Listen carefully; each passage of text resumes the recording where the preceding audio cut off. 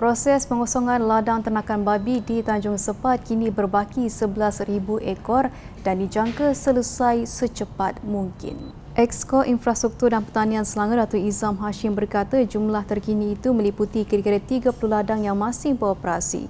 Ujarnya baki ternakan tersebut belum cukup matang untuk dilupuskan atau disembelih sejak arahan penutupan dikeluarkan Februari lalu.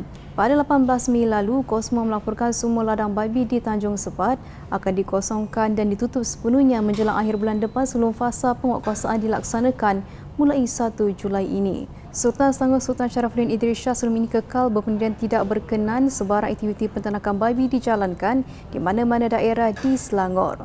Dalam perkembangan sama, Izam berkata kerajaan negeri akan membantu seramai 87 pengusaha ladang babi terlibat beralih kepada aktiviti pertanian lain selepas operasi ternakan berkenaan dihentikan.